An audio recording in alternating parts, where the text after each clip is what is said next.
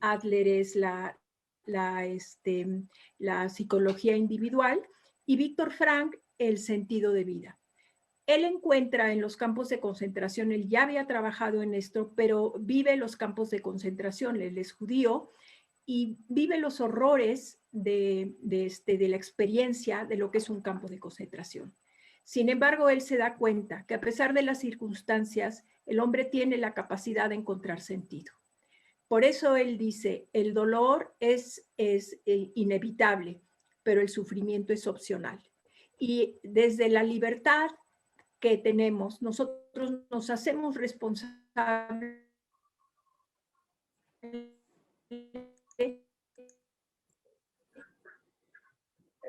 Perdón, perdimos un minuto, Adriana. ¿Qué queremos de la vida? ¿Sí?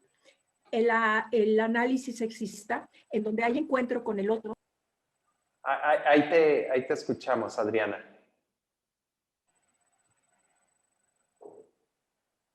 Perfecto. Como les decía, es una psicoterapia muy existencial en donde busca que el ser sea siendo, ¿sí? Busca esa parte espiritual de los valores éticos en el ser humano. Es decir, lo que nosotros hacemos como logoterapeutas es descubrir en otros sus capacidades y sus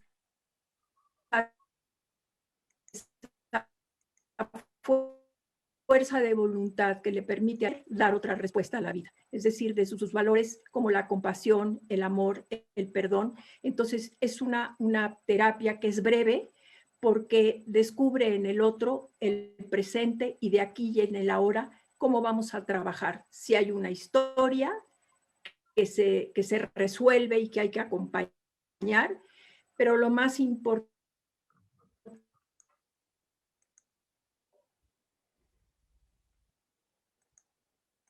te acompaño y tú decides desde eso. La autoridad para la logoterapia es muy importante. Espero que haya quedado claro. Sí, muchas gracias, sí, porque teníamos muchos como el deseo de conocer un poco más y entender qué trata la logoterapia, y bueno, lo has explicado muy bien, y bueno, pues qué mejor que pues estas enseñanzas y esto que ha creado Víctor Frank. Y bueno, y ese libro maravilloso que tiene, ¿no? El hombre en busca de sentido. Entonces, muchas gracias por la explicación. Y bueno, hoy quisiera que este conversatorio lo hiciéramos un poco vivencial, a diferencia de los otros conversatorios, y me gustaría proponerles a nuestros invitados que empecemos hablando de algunos casos clínicos que se presentan al interior de las parejas. Y para ello quiero pedirle a Héctor que nos ejemplifique algún acontecimiento para que a partir de ahí vamos analizando el caso e ir planteando las diferentes situaciones que se dan en los conflictos y cómo se deben abordar desde tanto la logoterapia como el psicoanálisis para ir encontrando situaciones, ir encontrando soluciones a estas situaciones y ir avanzando sobre los diferentes casos que se pueden plantear. Entonces, ¿qué te parece, Héctor? Te invitamos a que nos compartas alguno de los casos clínicos que tú pues atiendes en tu consulta, y igual si gustas compartirnos pantalla para que sea más fácil y, la lectura también de estos casos y que lo puedas hacer. Con mucho gusto. Me parece que es una oportunidad excelente para que a través de la Escuela para Parejas el auditorio que tienen ustedes pueda compartir qué se dice en una sesión psicoanalítica de pareja, cosa que siempre es una especie de misterio, qué se dice en los consultorios. En ese sentido, me pareció que era una excelente oportunidad ofrecer 3 tipos distintos de ejemplificaciones clínicas. Sí. ¿Que hable más fuerte? Sí, por favor, gracias. Sí, ofrecer 3 tipos de ejemplificaciones clínicas de modo tal de que podamos ir discutiendo caso por caso acerca de qué quiere decir que en los conflictos de pareja hay más de 2, en las crisis de pareja y en los conflictos, ¿no? Así que voy a compartir pantalla y voy a ofrecer el primer caso clínico, ¿sí?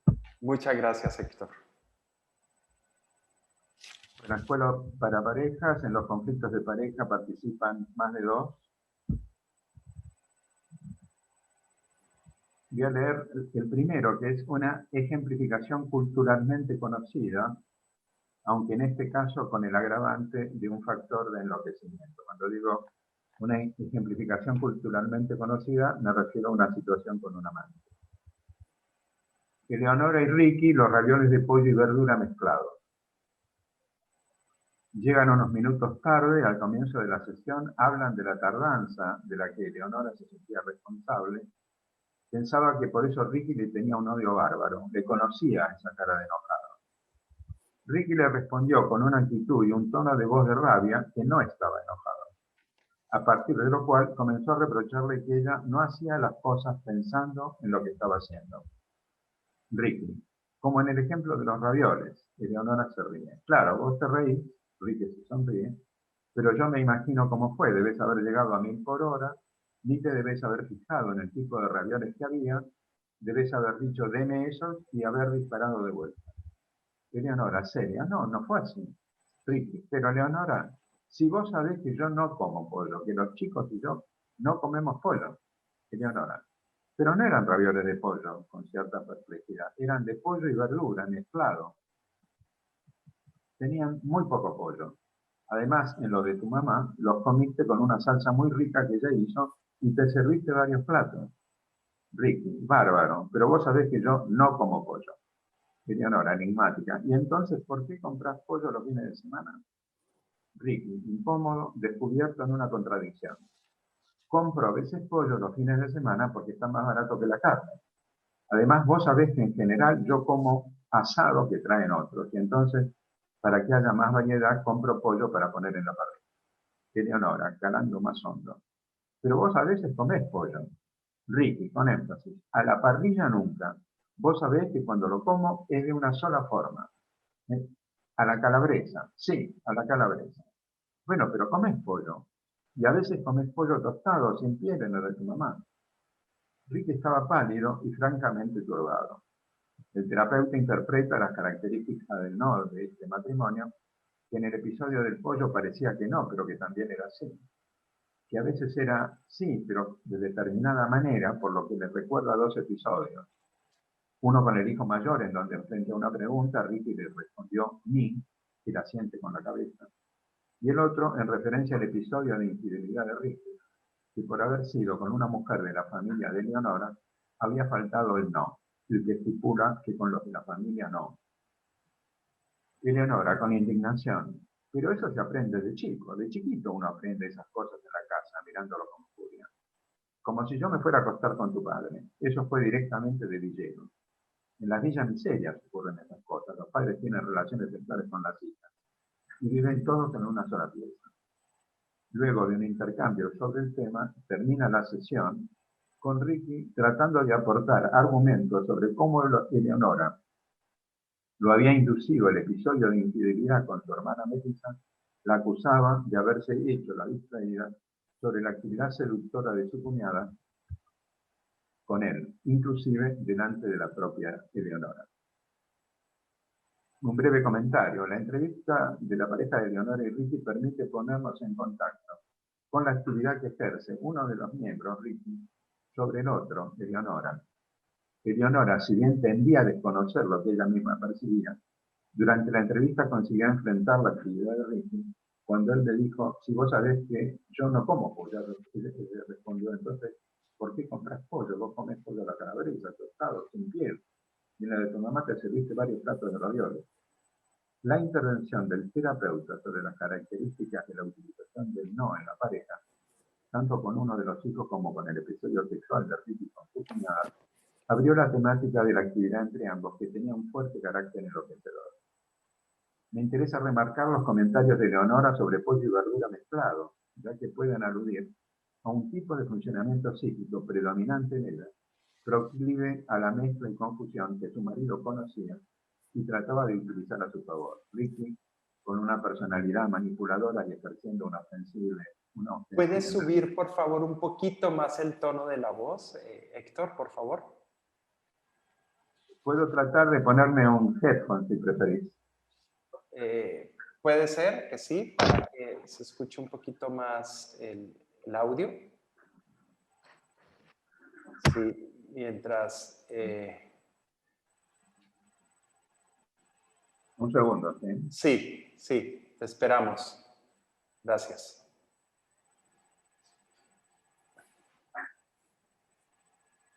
Bueno, muy interesante el caso que estás leyendo y bueno, se presta para varios comentarios ahora que vamos entendiendo la situación que se da en estos conflictos. Sí. Adelante. ¿Me escuchan mejor ahora? Mucho mejor. ¿Mejor? Sí, mucho mejor. Con lo cual, con la compra de los ravioles de pollo, lo siguió haciendo responsable de algo sobre lo que ella no tenía responsabilidad. El episodio de infidelidad de Ricky era uno de los escenarios en lo que transitaba la perturbación mental que circulaba en la pareja. Estaba inducida en forma activa por uno de ellos, alterando el criterio de realidad del otro, que a su vez aparecía como receptora de tal efecto enloquecedor. Ok. Dejo de compartir y comentamos, ¿sí? Sí, me parece muy bien. Resalto de este caso, me saltan dos cosas y una es cómo lo percibo de cada uno, tanto de Ricky como de Eleonora. Por un lado, de Ricky, ese factor enloquecedor de él, ¿no? Cómo explota con él. Y lo otro es la tendencia a la confusión que ella presenta dentro del diálogo. ¿Qué podemos opinar de esto? Cada uno desde su ángulo, desde su perspectiva, su profesión. Empecemos por ti, Héctor, que tienes la secuencia de la lectura. Ok.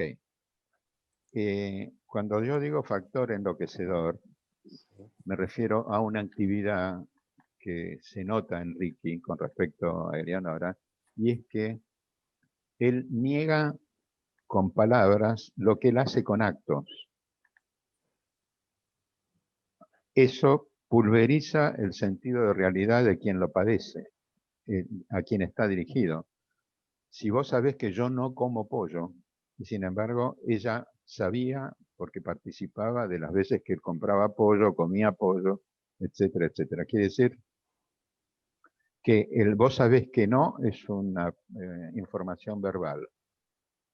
Y todo lo otro son acciones sobre que sí. Eso significa, en términos generales, lo que se tiende a llamar un doble mensaje. Es como cuando una madre le dice a un hijo, tenés que ser autónomo y tenés que tener desarrollo personal, y mientras tanto le está cortando el bife de carne en el plato. O sea, lo que ella le dice que él tiene que hacer, lo desdice con su propia actitud. Eso es un mensaje descalificador.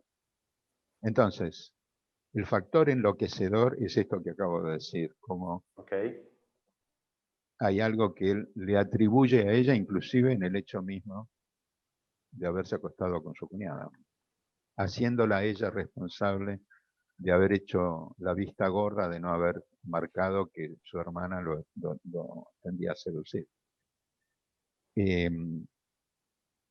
Lo de mezclado, yo utilizo mucho, tiendo a decirlo así, pisar donde pisa el paciente. Esto quiere decir apoyarme en las sesiones, en el relato que los pacientes hacen en sesión. Ella, para decir pollo y verdura, no hacía falta que dijera mezclado. Podría haber dicho pollo y verdura. Lo que quiero decir es que mezcla es un aporte que hace la propia Eleonora y que yo tomo como un indicio de cómo a ella se le mezclan las ideas. Porque finalmente yo estaba haciendo una entrevista de pareja, de una pareja donde había habido una infidelidad de parte de él con su cuñada y su mujer estaba ahí como esposa de este señor, digamos así. Es como si no hubiera pasado nada demasiado grave, no sé si entienden lo que quiero decir. Ok. Ahora, ¿qué interpretación o cómo visualizas tú, Adriana? ¿Qué comentario puedes hacer al respecto?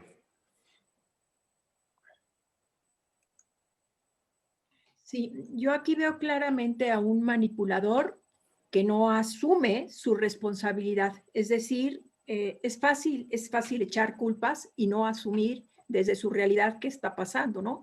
Y ella, pues, en este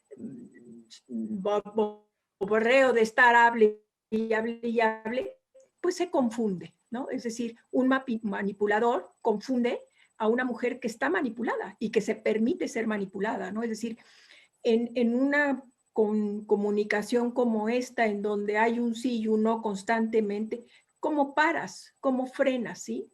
Aquí lo que yo veo es eso, ¿no? Es decir, es un hombre que no se hace responsable y es mucho más fácil echar culpas, ¿no? Y la otra, al saberse manipulada o no saberse manipulada, pues confunde. Y aquí en esta plática, esa confusión es mezclar, ¿sí? ¿Por qué lo mezcla? Porque hay un sí y hay un no.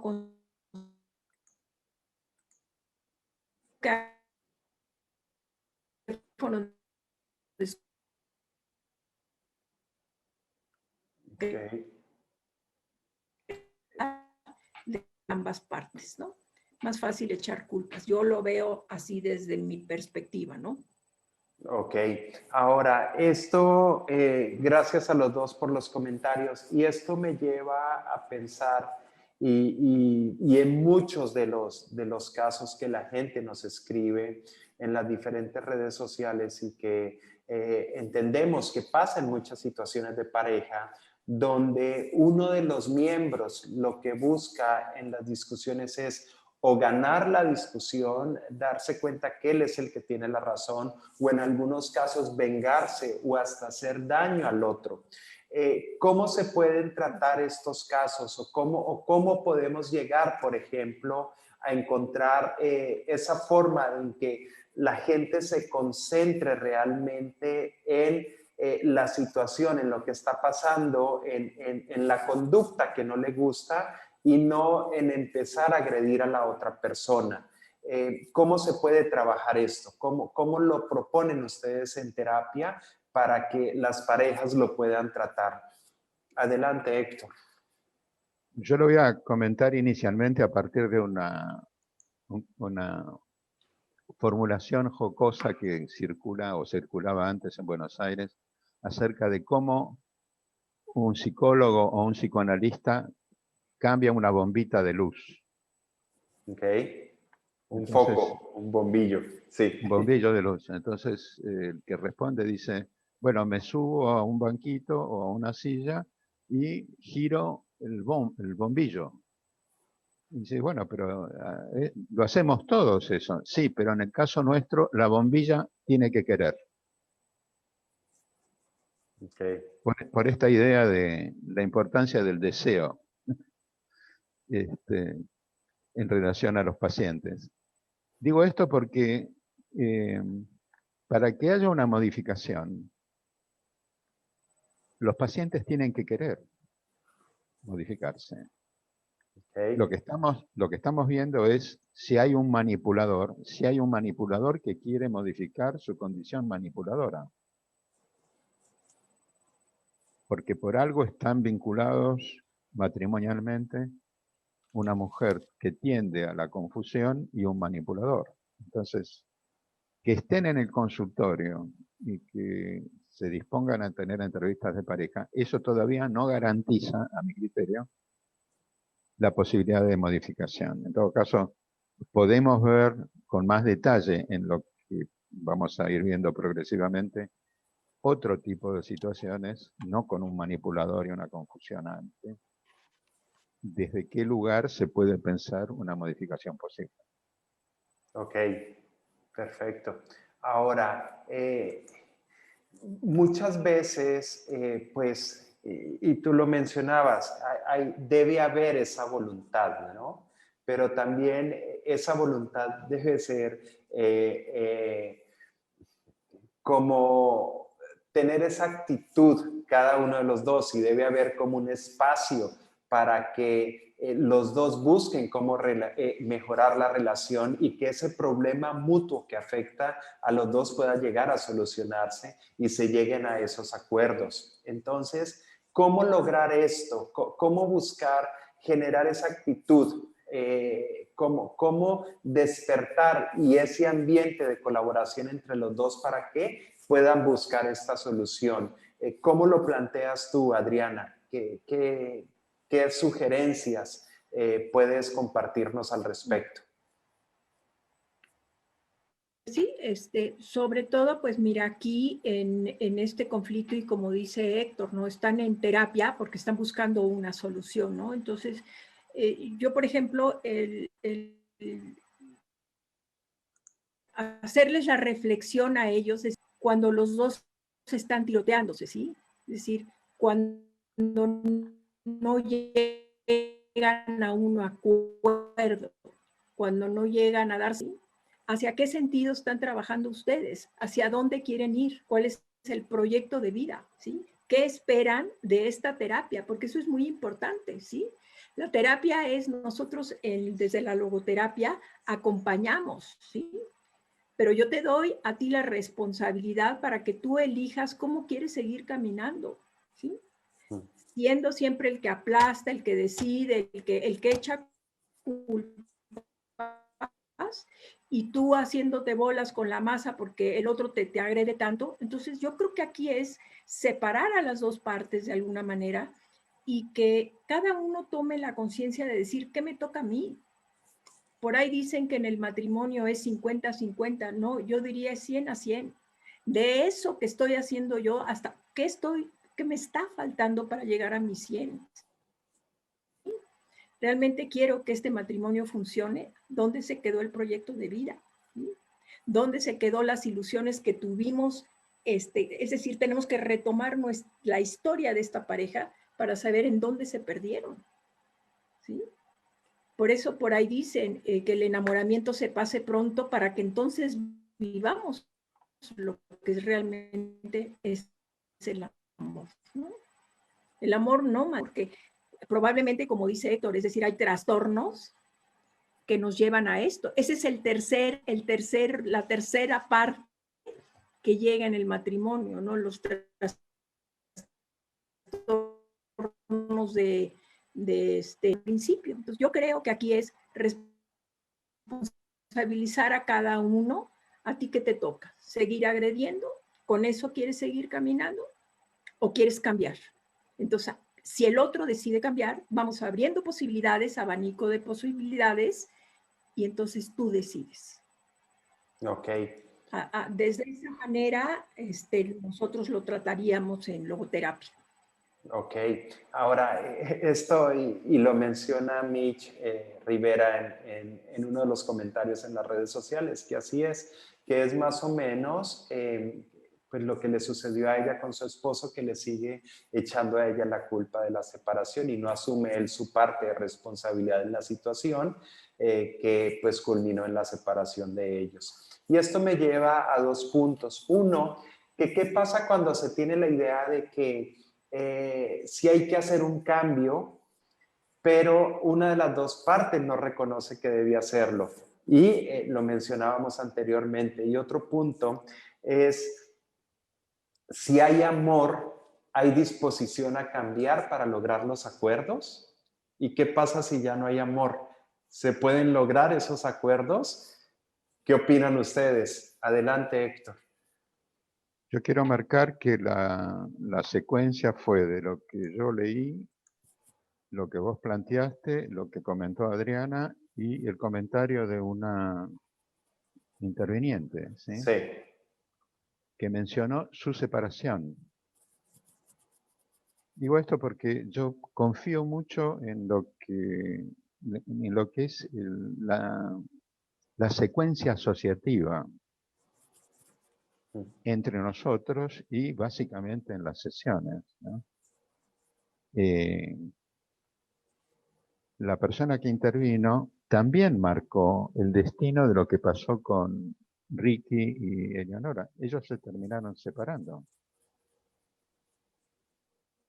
Yo me enteré después porque él me reconsultó a mí luego de separado con una pareja de una chica mucho más joven que él. O sea que hay una línea de funcionamiento de Ricky que el matrimonio, en la medida en que ella mejoró, Eleonora, el matrimonio con Ricky no era viable. Era un matrimonio viable si era entre un manipulador y una confusa, o una confusionable. Si eso se modifica, el matrimonio no se sostiene, el vínculo está armado de determinada manera. Ok. Bueno, ahora, ¿qué opinas si seguimos al caso 2 para ir viendo otro tipo de situación? ¿Cómo no? ¿Sí? Comparto pantalla nuevamente, ¿sí? Sí, por favor, muchas gracias.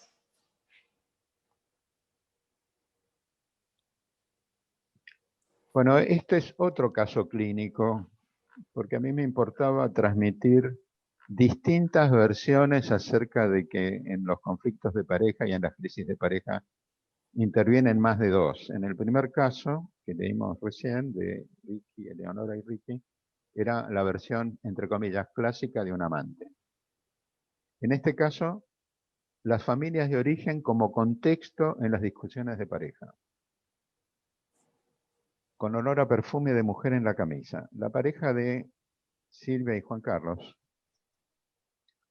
tenían una dificultad crónica en la convivencia que no podían remover. Ella era psicomotricista y él contador. Estaban casados hacía 22 años, tenían un hijo de 20 y una hija de 17. En los primeros años de casado, Juan Carlos viajaba mucho porque la compañía en la que estaba empleado lo enviaba con frecuencia al exterior. En esa época, Silvia pudo compensar la ausencia de Juan Carlos en la crianza de los hijos con la ayuda de su madre. Por tal razón, luego de que ésta falleciera, la relación entre ellos se tornó muy conflictiva. Los motivos de las discusiones se centraban en la intensa sospecha de Silvia que Juan Carlos podía tener salidas o encuentros sexuales con otra. Juan Carlos, por otro lado, decía que esas sospechas no tenían asidero. Él vivía absorbido por su trabajo, tanto en la oficina como en la casa. Se describía todo el tiempo en la computadora, tratando de resolver los problemas que las empresas que lo contrataban le exigían con perentoriedad. Y además, para tener un segundo ingreso económico, atendía también a algunos clientes del estudio contable de un familiar.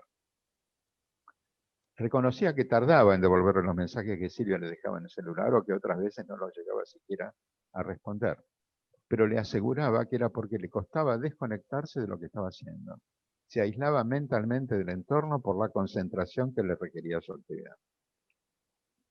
El análisis de los conflictos y discusiones entre ellos en sesión dejaron aparecer historias familiares de los dos. Silvia, de soltera, pensaba que nunca se iba a casar porque no estaba dispuesta a pasar por lo que vivió en la casa paterna. Había presenciado durante años las discusiones entre sus padres. Lo habitual era que la madre acusara al padre a los gritos de serle infiel, a partir de lo cual se iniciaba una espiral de violencia verbal incontenible. Por ser la menor de 3 hermanas, fue criada prácticamente por su abuela materna, dado que el clima en la casa era invivible. Silvia creía que la madre padecía una enfermedad psiquiátrica. Juan Carlos era el mayor de 3 hermanos varones, se dedicaba al trabajo. Su dedicación al trabajo la veía provenir de lo que sus padres le habían impartido en su infancia. Vos dedicate solo a estudiar. Por otra parte, la madre era una mujer muy temerosa e inhibida que vivía a la sombra de su marido. Recordaba, como ejemplo, que su madre había decidido no manejar el automóvil familiar porque pensaba que podía ocurrir un accidente. A su vez, su padre, mediante una actitud de retraimiento y silencio, ejercía la dirección del destino familiar. Vivía en su propio mundo, entre comillas, y parte del día lo hacía en el jardín de invierno de la casa. Ese era su espacio, por lo cual, para hablar con él, había que llamarlo allí por teléfono. Las anécdotas en relación con ambas familias de origen permitían entender fenómenos identificatorios que se ponían en escena entre ellos como pareja. Silvia era la psiquiátrica que sospechaba todo el tiempo de la infidelidad de su marido. Juan Carlos vivía en el jardín de invierno al que los demás no ingresaban porque estaban fuera de la burbuja en la que consistía su mundo laboral. Mencionaron en una sesión algunos episodios vividos en el intercambio cotidiano. 1. Juan Carlos, después de haberse duchado, salía del baño y Silvia lo estaba esperando en la puerta. «Te estuviste masturbando», lo acusó. A lo que Juan Carlos respondió: «No, te juro que no». «Tardaste mucho», insistió Silvia, «te estuviste masturbando». Y Juan Carlos, temeroso, volvió a decirle que no se había estado masturbando. «Te juro que no», repitió. La referencia comentada por Silvia era que su marido miraba frecuentemente pornografía a través de la computadora. El segundo ejemplo es: iban a ir juntos a una reunión de amigos. Juan Carlos la pasaba a buscar a Silvia con un taxi. Al entrar al automóvil, ella le sintió olor a perfume de mujer en la camisa. «¿Con quién estuviste?», le preguntó. Juan Carlos, temeroso, le dijo que venía de una reunión laboral en la oficina del padre, en la que también participó una amiga de Silvia, que ella había recomendado como secretaria para ayudarla económicamente. Comentarios. Es de interés visualizar cómo las historias familiares impregnan las características de las discusiones de la pareja, tanto de parte de Silvia como de Juan Carlos, de lo cual ellos recién pudieron tener una cierta noción a través de las sesiones. Ok. Ahora, Adriana, ¿quieres hacer algún comentario tú al respecto antes de plantear alguna pregunta a Héctor? Sí, claro que sí. Bueno, todos venimos de una historia, ¿sí?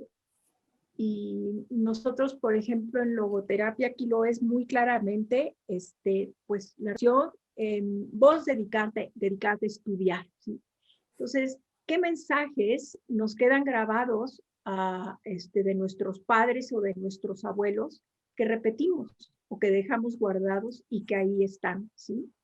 En logoterapia, cuando vienen este tipo de patrones, pues utilizamos un material muy bonito que se llama geniograma, en donde vamos haciendo desde los abuelos hasta toda la familia de los padres, cuáles son las relaciones que vamos teniendo. Entonces se van haciendo a través de dibujitos, rayitas, dibujitos y todo. Y entonces el paciente se va dando cuenta por qué tenía mala relación con el papá.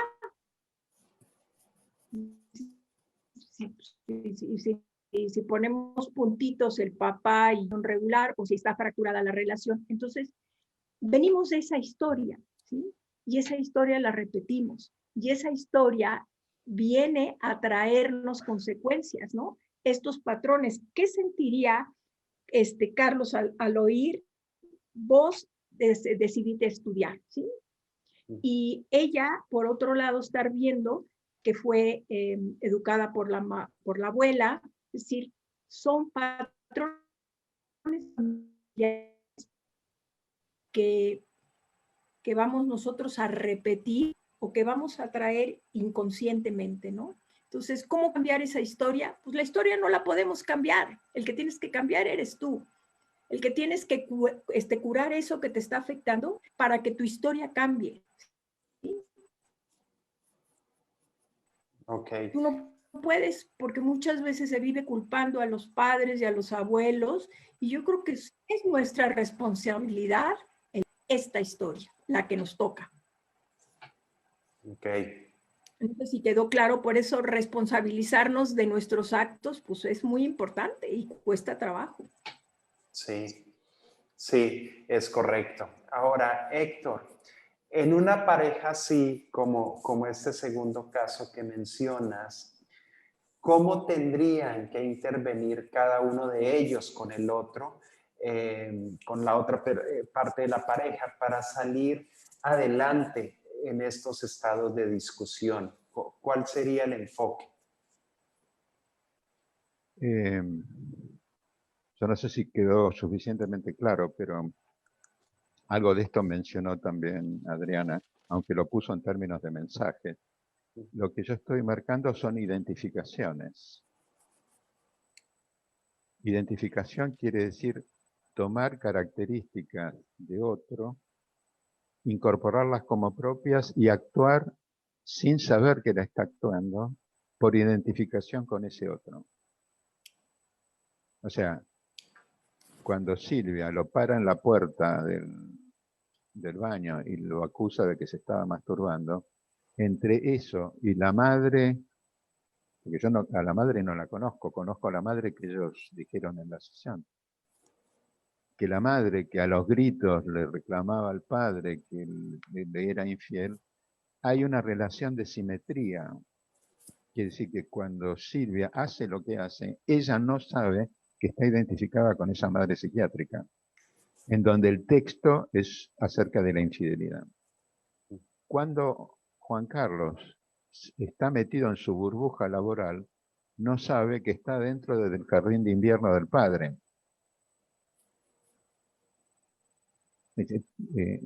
Por eso es importante ubicar la secuencia que yo les tiendo a marcarles, para que ustedes, como me pasó a mí, puedan seguir el trayecto de cuáles son las líneas identificatorias. Hasta ahí una parte de la respuesta de lo que preguntaba Carlos. Ok. Un segundito, me falta Sí. la segunda parte. Sí, sí. La modificación es a partir del cuestionamiento de la identificación. El otro es el que tiene que poner en cuestión la identificación. Juan Carlos tiene que pararla a ella acerca de estar acusándolo o investigando si se estaba masturbando o no se estaba masturbando. Y ella tendría que sacarlo al padre, a Juan Carlos, de la burbuja del jardín de invierno. Y lo que quiero agregar como detalle que a lo mejor no quedó claro, es que la versión temerosa de Juan Carlos equivale a una identificación con la madre. ¿Se acuerdan que la madre de Juan Carlos era una mujer muy inhibida, temerosa, que hasta no quería manejar el auto de la familia porque pensaba que se podía ocurrir un accidente? ¿Por qué marco esto? Porque las identificaciones son con ambos padres, con características de ambos padres. No necesariamente sobre el padre del mismo sexo, es con los dos padres, con características sintomáticas de los dos padres. Y la modificación es generar una confrontación que ayude a la desidentificación. Ok. Ahora, esto lo vemos muy claro y lo ejemplificas y lo describes perfectamente bien en esta pareja, en Silvia y Juan Carlos, porque justamente estuvieron en una terapia, estuvieron contigo y pues en el desenlace de la terapia se van conociendo todos estos factores, de dónde pueden originarse, ¿no? De padre y madre de cada uno de ellos o muchas veces de algunas heridas de la infancia. Ahora, ¿qué pasa cuando, por ejemplo, una pareja que tiene diferentes conflictos y todavía no ha ido a terapia, cómo logran identificar qué pueden ser esos factores los que pueden estar ocasionando que se generen esta situación y no identifiquen de dónde viene para poder encontrar una solución? ¿Qué elementos les podríamos dar a este tipo de personas? Y ustedes ya saben que nosotros siempre recomendamos que vayan a terapia, que asistan con especialistas, pero muchas veces pues no se da la situación. Entonces, ¿qué elementos, qué pequeñas claves podríamos darles para que tengan una pequeña identificación de eso? Desde el lado del psicoanálisis, Héctor, ¿cómo lo podríamos plantear? ¿Qué sugerencia les pudiéramos dar a esas personas? Muy bien. Dos ideas acerca de esto. La primera es un factor central que los analistas tomamos, que es la repetición. O sea, el otro de la pareja tiene que tildar la repetición en la cual el cónyuge está embarcado todo el tiempo. Digo esto porque los analistas somos especialistas y nos hemos formado en detectar la repetición. Para nosotros como analistas, un solo dato es fondo. Pasa a ser dato cuando se repite. Entonces, se repite en la anécdota de la historia familiar, se repite a buscarlo a la salida del baño y se repite en el olor de perfume de mujer en la camisa. Y otro tanto con respecto a él. Digamos, él tendría que poder marcarle esa repetición sin estar en tratamiento, digamos, como parte de una discusión o de un relato o de un conflicto en las discusiones de pareja. Y ella tendría que poder marcarle que, así como está en la burbuja de su trabajo, se acuerda que también le dijo que el padre estaba siempre en el jardín de invierno. O sea que las historias familiares que nosotros los analistas tomamos también transitan entre los miembros de la pareja. Y quiero decir por qué. Y esto ya es un aporte que hago yo conceptual. Yo parto del supuesto de que nos habita un sujeto en devenir, que tenemos adentro un sujeto en devenir en desarrollo, en despliegue.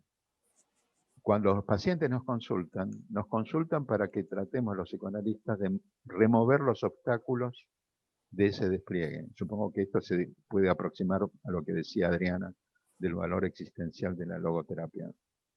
O sea que hay una expectativa de sacarse las mochilas de la espalda. Y esto es lo que nosotros tomamos en las sesiones de pareja o en las sesiones individuales, y es también lo que las parejas tendrían que estar alertas en su propia relación cotidiana. Ok, gracias Héctor. Muy buenos puntos los que planteas. Ahora, Adriana, desde la logoterapia, ¿alguna sugerencia, alguna recomendación que puedas dar? Sí, yo creo que es muy importante por ejemplo, a la hora que están en terapia, si yo tuviera esta pareja a lo mejor, como reflejarles, ¿sí? ¿Qué te está pasando a ti cuando repites estos patrones, ¿sí? Y tú cómo ves este patrón, ¿no? Es decir, lo que decía Héctor, hay algo interno que involuntariamente está y que repetimos, ¿no? Entonces, yo creo que nosotros reflejamos mucho esos puntos débiles o esos puntos que el otro a lo mejor no se da cuenta y que cohabitan con ellos, ¿no? Hay una terapia muy bonita que utilizamos con muñequitos y que la persona los va ubicando, va poniendo a su familia, al contexto familiar, y vamos viendo, es impresionante cómo, por ejemplo, si hay un conflicto con la mamá, a la mamá la pusieron lejanísima, pero no porque se hubiera dado cuenta, sino porque hay un algo que hizo que a la mamá la pusiera lejos o al papá lo pusiera lejos, ¿sí? Es decir, es un reflejo de lo que hay adentro, ¿no? En terapia, ¿cómo lo tratamos? Pues en esa parte de confrontar, a ver, ¿qué te está pasando a ti que te encierras en este mundo, ¿no? ¿Qué te pasa a ti que vives obsesionada porque él esté con un amante o porque se esté masturbando, porque esté haciendo, es decir, ¿qué hay detrás de lo que a ti te está pasando? Y esa es la historia que estamos cargando, y no nada más las parejas, yo creo que todos los seres humanos. Y ahí es donde tendríamos que darnos cuenta qué traigo y qué ofrezco. Okay. Por eso esta terapia de los muñequitos es muy bonita y muy sin lastimar. Por ejemplo, la metáfora la utilizamos mucho en logoterapia y la narrativa porque el otro se puede dar cuenta qué historia está contando y cómo está contando la historia. Ok, muchas gracias. Y bueno, vamos, Héctor, si te parece, con el tercer caso para redondear ya los diferentes aspectos clínicos o casos que se presentan. ¿Cómo no? Ahí voy. Gracias.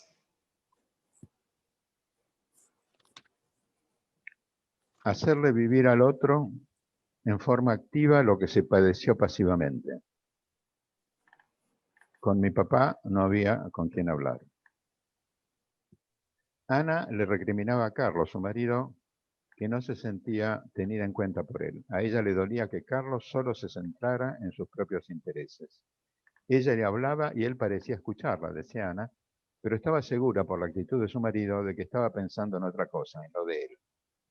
Además, las veces que ella se lo había hecho notar, Carlos decía que no era así, que la estaba escuchando, pero ella sostenía que su marido parecía no disponerse siquiera a hacerlo ingresar en su cabeza para pensar sobre ello. En el diálogo entre ambos, yo les había marcado que Carlos escuchaba a su mujer con cierto interés, pero que sus respuestas tendían a poner en cuestión la veracidad de lo que ella decía, tratando de dar ejemplos en los que según él sí se había interesado en ella. Con lo cual volvía a poner el problema en el campo de Ana, que entonces tenía nuevamente que dar algún otro ejemplo para ratificar sus impresiones. En la entrevista siguiente, Carlos dijo que se había ido pensando mucho en lo que había surgido la vez anterior, muy especialmente en que Ana dijera que él enseguida rechazaba lo que ella decía. Entonces se le ocurrió que quizás se defendía de las propuestas de su mujer, porque al sentirse, entre comillas, tocado emocionalmente, podía conmoverse de un modo tal que lo podría invadir un sentimiento de vacío personal. Entonces dijo, pensé que esa característica en mi modo de ser podría quizás tener que ver con la separación de mis viejos. Los padres de Carlos se habían separado siendo él un puber. Carlos continuó diciendo, yo tengo una relación muy conflictiva con mi papá. Era un tipo con el que casi no tuve vínculo. Fue un padre ausente. Mi mamá decía que era imposible contactar con él, que no había con quién hablar. Y yo siempre sentí que tuve una carencia de padre. Por eso con mi hija hago lo posible para estar siempre presente. Comentarios.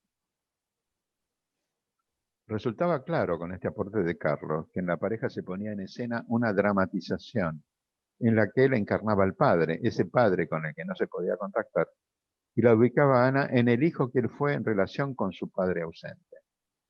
Lo habitual es que en las sesiones de pareja se produzcan este tipo de escenificaciones que tienen como eje la identificación de alguno de sus miembros con un rasgo que caracteriza la relación que mantuvo con uno o ambos padres. Puede resultar quizás muy llamativo que se trate justamente de aquellos rasgos que promovieron más rechazo que inclusive terminaron ocasionando mayor dolor para los pacientes. Sin embargo, la apelación a ciertas ideas del basamento del psicoanálisis nos posibilitan explicarlas. Se repite de modo activo lo que se padeció pasivamente. Los ejemplos de la vida cotidiana sobre esta alternancia de lugares son múltiples y variados. Uno prototípico es el de los adultos abusadores de menores, con historias de haber sido víctimas de abuso sexual en la niñez. Para finalizar, como vimos a través de los ejemplos, me importó remarcar que en los conflictos de pareja participan más de dos. Es indudable que en la versión habitual lo más frecuente es que alguno de los miembros de una pareja tenga un amante. Vale recordar aquí la frase que inmortalizó Alejandro Dumas. El matrimonio es una cadena tan pesada que se necesitan dos para llevarla, a menudo tres. Si bien en esta presentación me interesó mostrar que se pueden visualizar otros que conviven con la pareja. Me refiero a las características de la familia de origen que están incluidas como contexto en las discusiones de pareja, o también los fenómenos de identificación con alguno de ellos que son parte de la vida psíquica de todas las personas. Okay. Ahora, Héctor, el caso, pues, como tú dices, se da muy cotidiano. Ahora, en ese orden de ideas, como lo mencionas, ¿cómo se explica que Carlos le hacía a Ana lo mismo que él sintió, que le ocurrió con su relación con su padre? Y que vemos que esto sucede en muchas situaciones de pareja. De vuelta, lo que yo mencionaba antes del sujeto que informa, el sujeto inconsciente en devenir. Ese sujeto informa, así me hicieron a mí como te estoy haciendo. Aunque él no sepa que está informando eso, ni sepa que lo quiere demostrar. Si pensamos esto que yo estoy mencionando, por lo menos en lo que pasa en Buenos Aires a nivel judicial, de los abusadores o de los femicidios, los jueces no toman en cuenta esto que yo les estoy diciendo a ustedes. Son, entre comillas, buenas personas y liberan a los femicidas y a los abusadores y se establece una especie de puerta giratoria. Salen y entran, salen y entran. No entienden que la repetición se pone al servicio de que alguien tome en cuenta lo que se está repitiendo para sancionarlo y para evitar y confrontar con esa situación. Se confunde, a mi criterio, se confunde buena persona con buen juez, digamos así. Ok. ¿Tú, Adriana, algún comentario que quieras hacer al respecto? ¿sí? Yo creo que aquí en este caso vemos muy claramente las huellas de abandono de alguna manera y que, vuelvo a repetir, esta historia que cada uno traemos no la podemos cambiar, ¿sí? Y hay que trabajar esa historia que nos hace, como dice Héctor, ¿no? Invisiblemente, pero la repetimos, ¿sí? Son los patrones que repetimos. Un padre, un hijo que fue violado, pues a lo mejor va a violar y lo vemos repetitivamente, ¿no? Y lo vemos en muchos casos. Y entonces, cuando adentramos a ese dolor humano alto, porque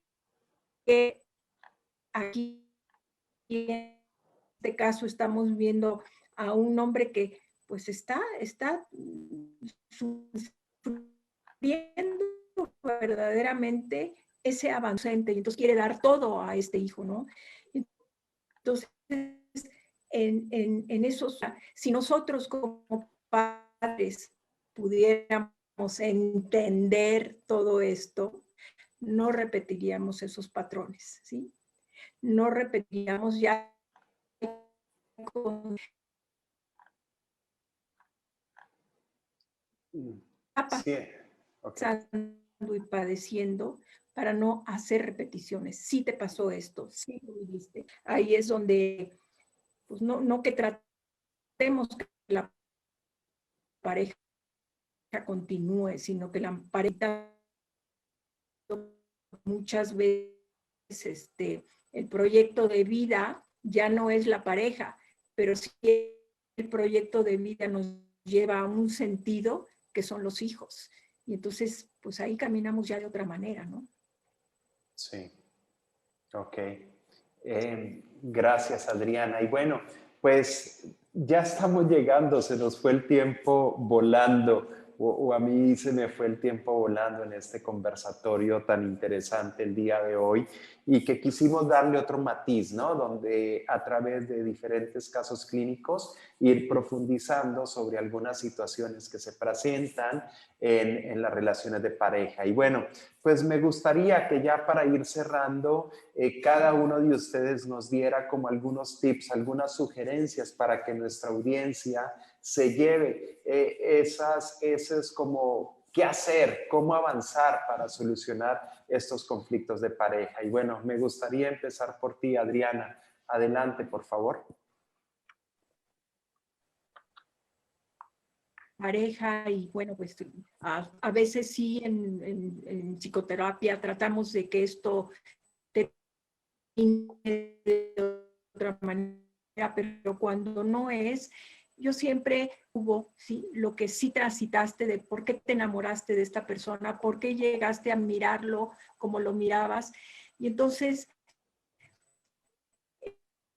ir tratando que la pareja deje de vivir con el enojo, con el odio, con la insatisfacción, sino que encuentre realmente un sentido con todo lo vivido. Entonces, sobre todo cuando hay hijos, muchas veces son los que pagan y entonces vuelve a repetir la historia del enojo, del grito, pues de transferir todo esto que nos hace daño. Yo creo que aquí lo más importante es que cada uno de los que están viviendo este problema puedan encontrarle sentido a todo porque hay hijos y porque seguirán siendo padres a pesar de las circunstancias, a pesar de la separación.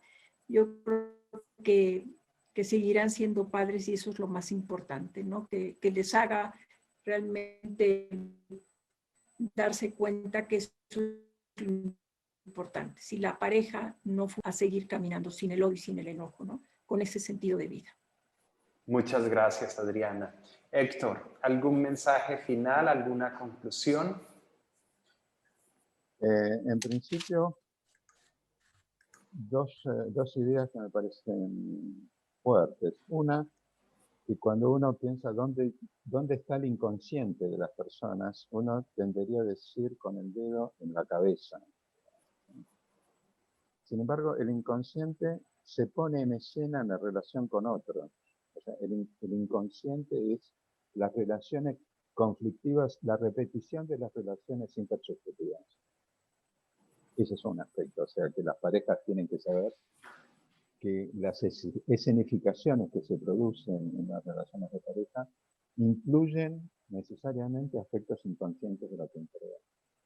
Y la otra idea que me gustaría ofrecerles es que la tramitación de lo inconsciente o de la vida psíquica se hace en acto con otro, no se hace pensando, elucubrando situaciones, se hace en acto, se escenifica. Entonces, la escenificación es parte del conflicto, pero es inevitable que se escenifique. O sea, que hay que poner el ojo, ya que me preguntas cuál sería la recomendación, hay que poner el ojo en la repetición escenificada. Ok, perfecto, muchas gracias. Y por último, levanta un poquito el micrófono y si nos puede recomendar alguna serie, alguna película, algún libro que ejemplifique un poco lo que hemos hablado para que la gente pueda profundizar al respecto. A mí me gustó mucho Borgen, que es una serie dinamarquesa que se da en Netflix. Es brillante como serie, vale la pena verla toda, pero adentro de la serie hay un tema acerca del conflicto matrimonial que se desencadena por el despliegue de la protagonista que termina siendo primera ministra de Dinamarca. Y la otra es Historias de un matrimonio, que también habla de cómo un matrimonio empieza a hacer agua, digamos así, por los distintos despliegues de cada uno de sus integrantes a nivel profesional. Me parece que tanto Borgen como Historia del matrimonio pueden ser interesantes y atractivos para pensar acerca de la vida conyugal. Y el libro, como yo les anticipé, los ejemplos clínicos son parte de un libro que yo reedité y que se llama actualmente Parejas en Análisis, así que en algún punto recomendaría, si se quieren poner al tanto de esto, el título de mi libro. Muchas gracias, Héctor. Adriana, ¿tú alguna recomendación de alguna serie, alguna película, algún libro? También tomaría que a mí, por la actualidad y por lo que estamos viviendo ahora en los matrimonios jóvenes, la película de Historia de un matrimonio, ¿no? Es decir, cómo las parejas, pues hoy las dos trabajan, las dos viven de otra dimensión, la mujer ha tenido puestos importantes y entonces eso pues es un reto también para la pareja, ¿no? La capacidad de convivencia, de comunicación, cuando la armonía se ha roto, cuando el amor se acaba y solo quedan los reproches, ¿no? Entonces, yo creo que esta película de Historia de un matrimonio, la de Borgen, es maravillosa, nos muestra totalmente lo que estamos viviendo. De libros, pues hay 3 libros, El dilema de la pareja, de Esther Perel, que habla precisamente del engaño, pues cómo la pareja tiene que vivir estas situaciones y cómo afrontarlas ante una situación así.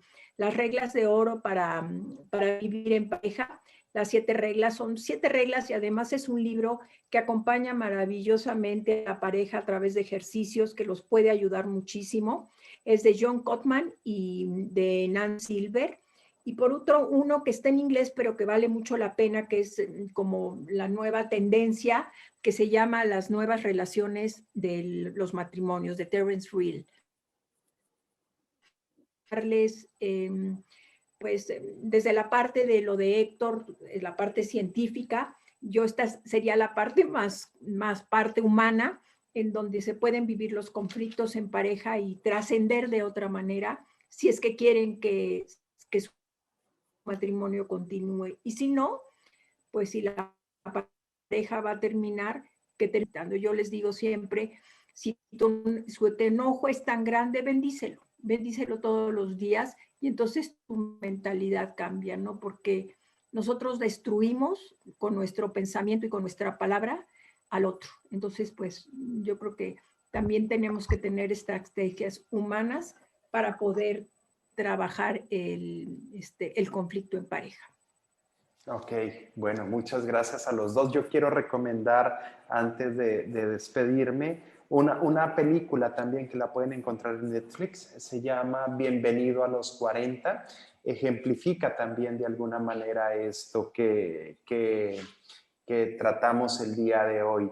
Y algunas situaciones un poco parecidas a las que mencionaba Héctor en los casos clínicos también. Entonces, bueno, son algunos de los mensajes. Si tienen preguntas o algo que quieran complementar, ya saben, en Escuela para Parejas lo pueden escribir en los comentarios de Facebook y con mucho gusto nuestros especialistas, Adriana y el doctor Héctor, con mucho gusto les pueden dar respuesta. Y bueno, pues Adriana y Héctor, en nombre de todo el equipo que hacemos Escuela para Parejas, les damos las gracias a todo nuestro auditorio también. Muchas gracias por estar aquí y los invito a que se suscriban, a que entren a Escuela para Parejas. Ahí encuentran la opción de suscribirse para que les compartamos todo el contenido de valor que generamos y también se enteren de nuestros conversatorios. También en Facebook ya saben que pueden encontrarlos y los invitamos a que se suscriban también a nuestro canal en YouTube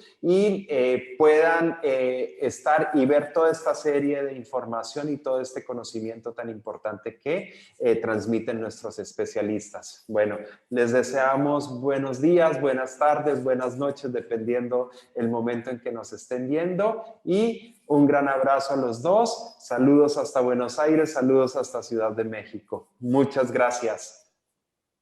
Chao, muchas gracias. Muchas gracias. Gracias. Muchas